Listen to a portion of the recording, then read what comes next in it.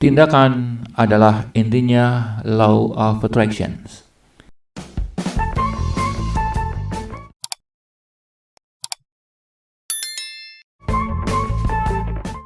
Tindakan adalah intinya atau core of the core-nya law of attraction.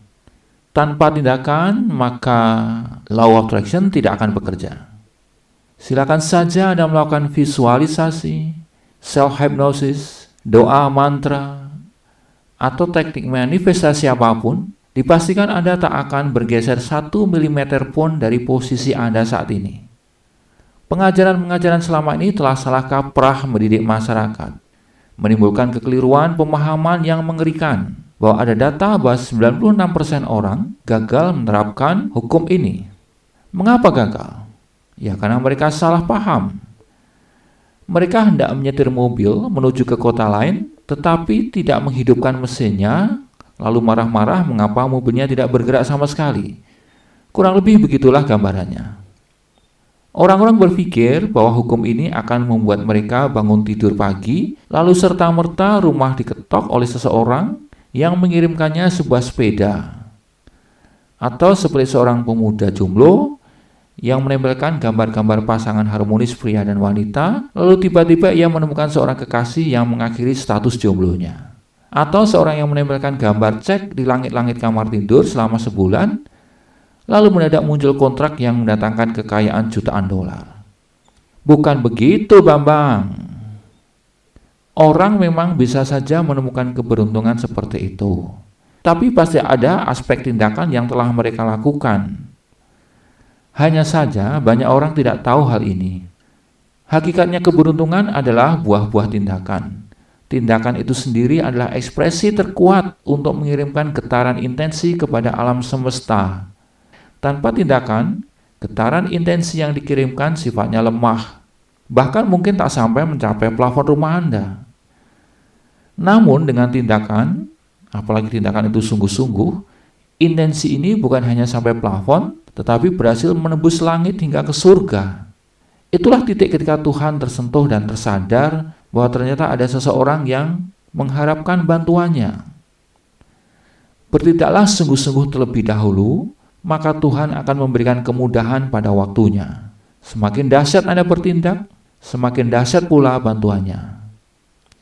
Sebaliknya, semakin sedikit bertindak, semakin pelit juga Tuhan memberikan anugerah bantuan.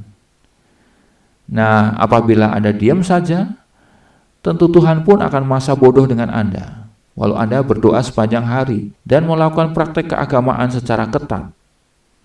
Saya ceritakan kisah seorang pemuda yang sedang mencari jodohnya.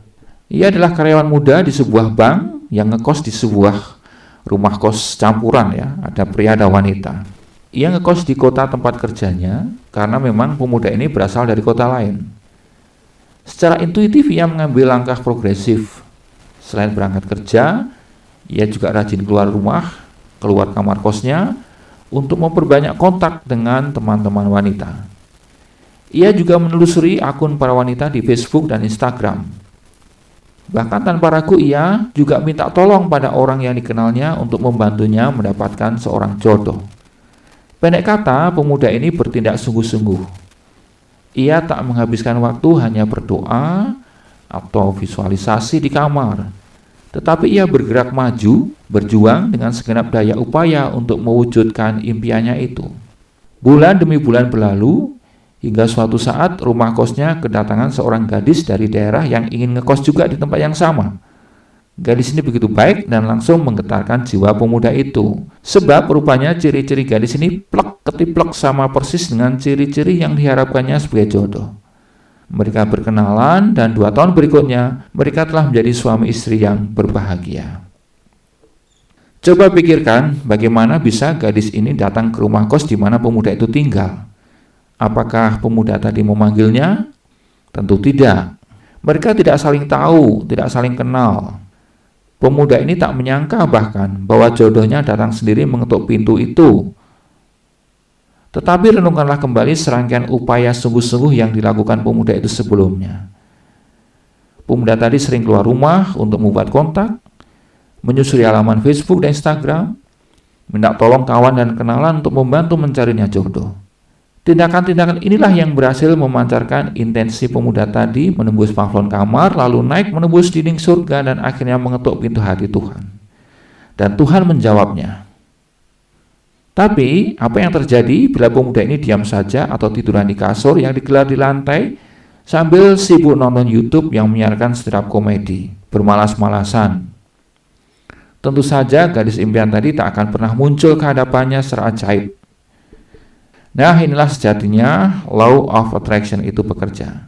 Jadi lagi-lagi saya tekankan agar Anda jangan percaya begitu saja pada pengajar-pengajar sesat yang mengatakan cukup dengan visualisasi saja, atau doa saja, atau teknik apalah ya sejenisnya. Maka impian Anda tiba-tiba akan terkabulkan. Bagaimanapun Anda harus berjuang, bertindak, bahkan berjuang dan bertindak dengan sungguh-sungguh, penuh daya upaya, siang dan malam. Semoga Anda tercerahkan ya.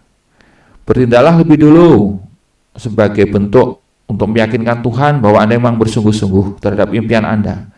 Maka keajaiban akan mengikuti dengan sendirinya. Percayalah, karena memang ini rumusnya.